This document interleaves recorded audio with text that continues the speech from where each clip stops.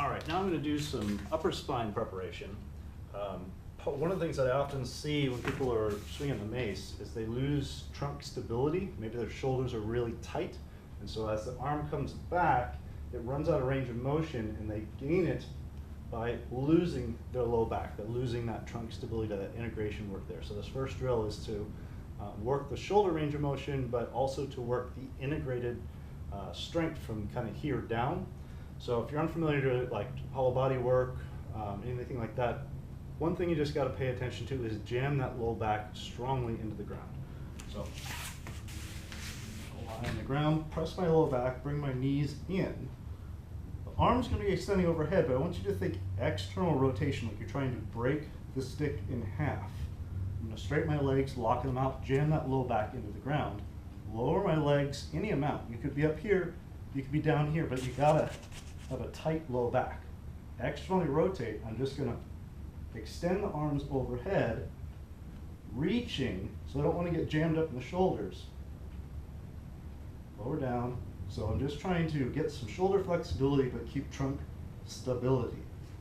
10 repetitions there. I'm gonna work upper thoracic rotation, which is also important for mace work, often overlooked, and people compensate in various ways. This first drill, I'm going to keep my glutes, my hip close to my heels, knees out wide. I'm going to plant one hand, make a little window, and keeping my hips back, reach through. You kind of do a little cousin it thing, lock your hand down, switch hands to the other side. The rotation comes from your upper spine, not your low back. You're somewhat pinned in this position, which is good. It limits the low back, but also tighten the abdominals. Reach, reach. I would recommend 10 on each side. Once you've done that, I'm going to come up to all fours. Again, bracing at the midsection. I'm going to reach, bend this elbow, bring my shoulder to the ground, then press through this arm and reach up, rotating from the upper spine, not the hip or the low back. Alternating, lowering down, pressing, reaching up.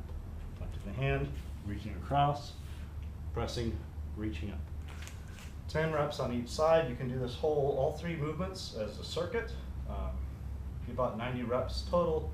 You'll start feeling things loosen up, but you want to keep that integration from your trunk and get this movement from the upper spine rotation, and then get the shoulder extension without losing the low back.